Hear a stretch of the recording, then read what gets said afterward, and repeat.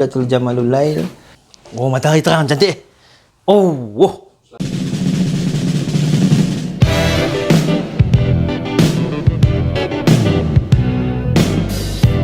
Nah, becek.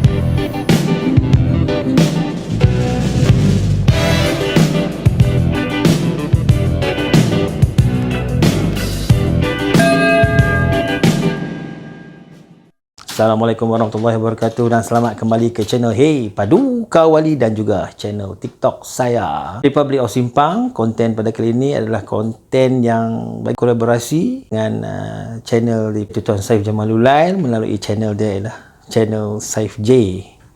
Dan tajuk pada hari ini ialah kedatangan kabilah Arab daripada Hadramaut ke tanah Melayu ataupun negeri di bawah angin dengan memberi penumpuan kepada kabilah Jamalul Lail.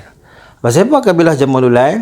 Sebab saya dengan Tuan Saif Jamalul Lail ni adalah orang Perlis dan tuan-tuan perempuan pun dah dengar saya cakap tadi pun nama dia pun ada gelaran Jamalul Lail. Kita cuba mampatkan, kita crash course kan bagaimana kedatangan kabilah-kabilah tu dengan merujuk pada Jamalul Lail seperti yang saya cakap tadi, iaitu antaranya ialah kenapa nama Jamalul Lail, siapa yang pertama kali menggunakan gelaran Jamalul Lail, kenapa datang ke Tanah Melayu, apa sebab datang. Saya akan serahkan kepada sahabat saya di Cairo, di Kahirah, iaitu Tuan Saif Jamalul Lail untuk memberi introduksi lah ataupun pengenalan daripada pihak dia. Okay, over to you Tuan Saif. نتعرف بحضرتك. Waalaikumsalam warahmatullahi wabarakatuh. Terima kasih sahabat saya Tok Paduka Wali. Okey. Alhamdulillah saya berada di Masjid Sultan Hassan Kahirah. Jadi terima kasih kerana sudi mewawancara saya dan insya-Allah saya akan berkongsi dengan anda semua apa yang saya tahu berdasarkan soalan yang akan ditanyakan. InsyaAllah. Fadal. Assalamualaikum warahmatullahi ta'ala wabarakatuh. Sayyidati wa sayyidati musyahidin al-kiram. Ahlan bikum fi hadihil halaqah. Ana Paduka Wali ma'azzamili Akh Saif Jamalul Lail. اليوم سنتحدث عن تاريخ مهاجرة قبيلة الجمال الليل في حضرموت إلى جزيرة الملايو يعني ولاية البرليس بلاد ماليزيا. عايز السؤال أخ سيف جمال الليل بعض الأسئلة سيجيب بعضين. Siapa yang menubuhkan kabilah Jamalul Lail ni? Kenapa nama Jamalul Lail? Persoalan siapa yang mula-mula menggunakan gelaran Jamalul Lail dan kenapa Jamalul Lail? Ya, ini persoalan ni sering yang saya dapat, iaitu saya nak terangkan bahawa yang mula-mula digelar Jamalul Lail adalah beliau yang bernama Muhammad bin Hasan Mu'alim. Muhammad bin Hasan Mu'alim bin Muhammad bin Hasan At-Turabi. Itulah orang yang pertama, iaitu Muhammad bin Hasan Mu'alim. Dia digelar sebagai Muhammad Jamalul Lail, yang mana bermaksud Jamalul Lail ini ada dua versi. Yang pertama, Jamalul Lail iaitu keindahan malam, disebabkan beliau selalu memperindahkan malam dengan amal ibadat, qiyamul lail dan tahajud kan. Yang itu versi yang pertama. Manakala versi yang kedua iaitu Jamalul Lail, iaitu ataupun disebut juga dengan unta malam. Yang mana unta malam ni kalau orang-orang Arab satu kebanggaan, haiwan yang kebanggaan orang Arab adalah unta. Yang mana unta ni walaupun dia berjalan di dalam gelapnya malam di tengah padang pasir yang luas, dia tidak akan tersasar ataupun tersesat jalan. Kalau kata nak pergi ke Madinah, daripada Mekah ke Madinah, dia akan berjalan di waktu malam sampai ke Madinah, tidak akan menyasar jalan. Itu unta malam. Muhammad bin Hasan Jamalul Lail ini dia setiap malamnya dan sebelum subuh dia akan mengangkut air daripada perkampungan Raugah yang berdekatan dengan Tarim, lebih kurang 30 minit lah. Dia akan menghantar air, yang mana di perkampungan Raugah itu ada telaga yang dia akan mengangkut air daripada Raugah hingga ke Tarim untuk menyediakan orang-orang Tarim untuk mengambil wuduk ketika solat subuh. Itulah dia awal yang digelarkan Jamalul Lail ataupun Unta Malam.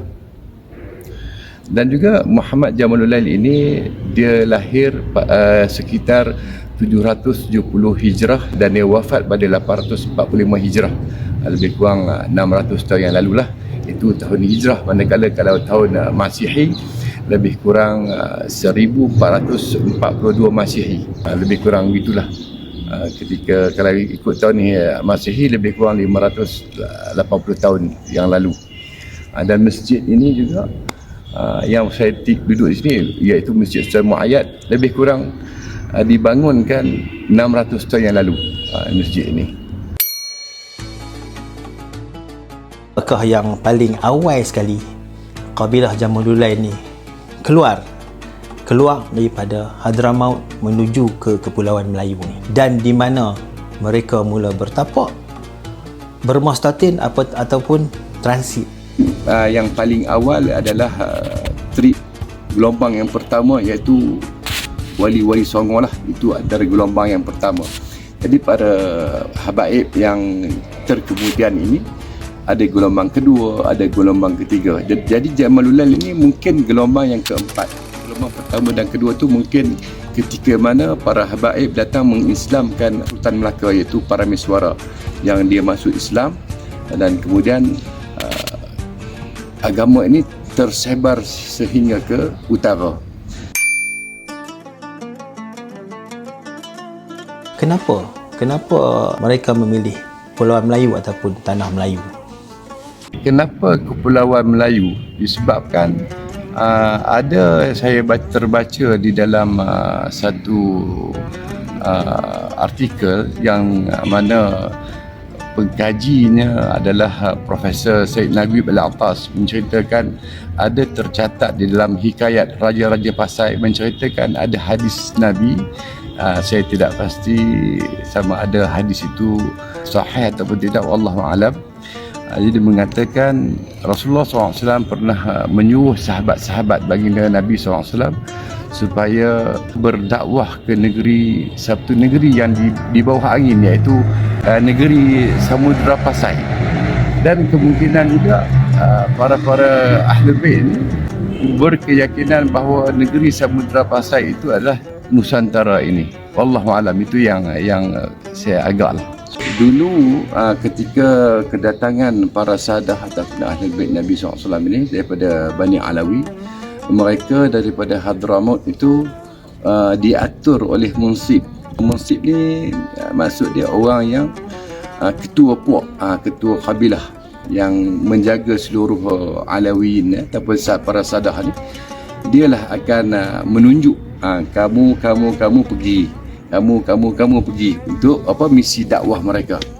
Munsib ini ataupun naqib ini dia mengenali anak-anak buah dia siapa yang sudah cukup ranum ataupun cukup masak untuk belayar pergi berdakwah di negeri-negeri Nusantara ni ataupun negeri-negeri yang dia tunjuk.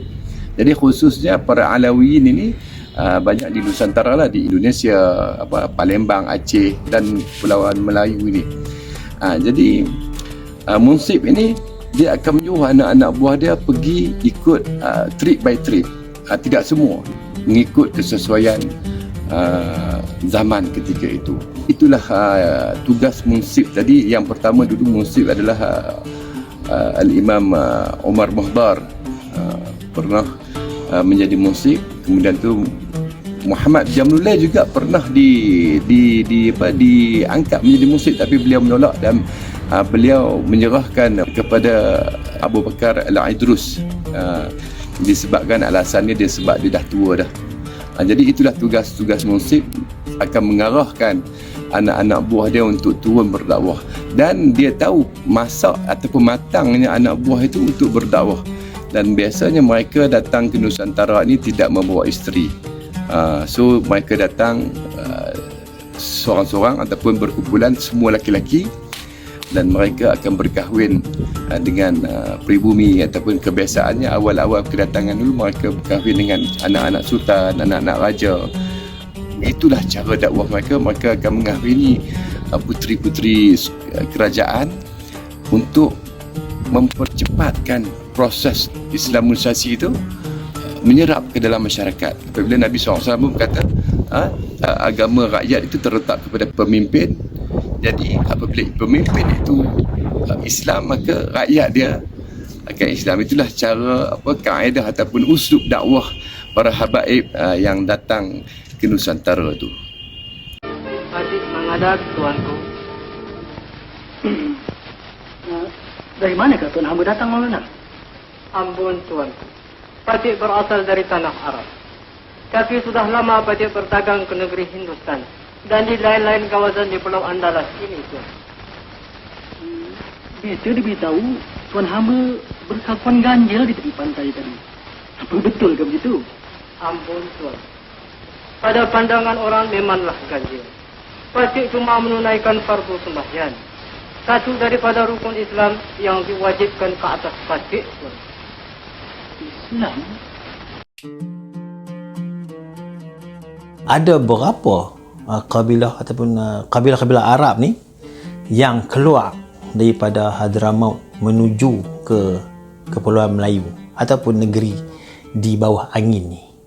Okey, apabila anda bertanya kepada saya berapa ramai kabilah-kabilah yang keluar daripada Hadramaut ke Nusantara Tanah Melayu ni, apa yang saya boleh sebut iaitu Jamalul Lail bin Yahya, Al-Idrus, Al-Segaf, Al-Atas, Al-Haddar, Al-Fadaq, Al-Haddad, Al-Jufri, Al-Bin Shahab, Al-Aidid, Al-Buftim, Al-Khairid bin Hafiz, Al-Hamid, Al-Kaf, Bil-Fagih, Ba-Fagih, Al-Khaniman, Al-Musawwa, Ba'bud, Mula Khailah, Bashmeleh, dan banyak lagi.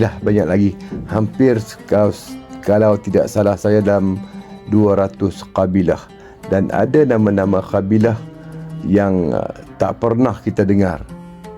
Tapi dari segi nasab silsilah maka menyimpan dan terjaga. Kabilah mana dalam collection of kabilah-kabilah Arab ni yang paling awal kita consider paling awal tiba di Kepulauan Melayu ataupun di Tanah Melayu? Kabilah yang kita anggap senior di Tanah Melayu ini ialah dua kabilah ni senior lah, iaitu kabilah Al-Idrus dan juga bin Yahya. Ini dua kabilah yang kita rasa kabilah yang senior. Mereka ni datang ke Tanah Melayu lebih awal daripada kita. Itu yang saya dapat kongsikan bersama lah. Dan sebenarnya ada lagi yang tak keluar. Ada lagi yang tidak keluar, yang masih berada di Hadramaut daripada Sadah Ba'alawi. Saya ada terbaca satu artikel mengenai seorang guru agama kepada Sultan Muzaffar Shah I, iaitu Sultan Perak, yang bernama Syed Hussein Al-Faras Al-Jamalulail, yang dalam catatan tu beliau telah berada di Tanah Melayu lebih kurang tahun 1520-an lagi. Okey, bagi pendapat saya tentang yang ditanyakan oleh Paduka Wali ini tentang guru kepada Kesultanan Perak ataupun penasihat agama Sultan Perak yang seawal 1520-an gitulah. Beliau bernama Syed Hussein Al-Faras. Saya pernah melihat silsilah beliau, yang mana silsilah itu daripada keturunan mereka di Perak di Kuala Kangsar lah. Syed Hussein Al-Faras bin Syed Jamalulail. Jadi Syed Hussein Al-Faras ni yang dicatat dia datang ke Tanah Melayu ni, ke Nusantara ni kurang lebih pada 1535 ataupun 25 begitulah. Jadi bermaknanya keturunan Syed Hussein Faras ni dia lebih awal 200 tahun daripada Jamalulail Perlih. Tapi yang mana saya ke Hadramaut, saya ke Indonesia, bertanyakan pada ahli-ahli nasab di sana, mereka kata pada zaman itu, pada ketika kurun itu, Jamalulail belum keluar daripada Tarim, masih di Tarim. Jadi Jamalulail ni dia keluar lebih kurang 1700 something gitulah. dia belum keluar. 1500 Jamalul Lail belum keluar lagi daripada Kota Tarim. Wallahu a'lam. Dan saya pernah menelusuri nasab keturunan Syed Hussein Al-Faras ni, dan memang tidak ada kesinambungan dengan nasab Jamalul Lail yang di Perlis ni. Dia tak sama. Jadi ada perbezaan lah. Dan mereka masih mencari garis keturunan nasab mereka ni. Itu pendapat saya lah. Itulah yang saya boleh berikan komen saya. Itulah soalan-soalan yang saya tanya tadi, dan tuan-tuan dan puan-puan, para subscriber dah dengar jawapan daripada Tuan Saif Jamalul Lail.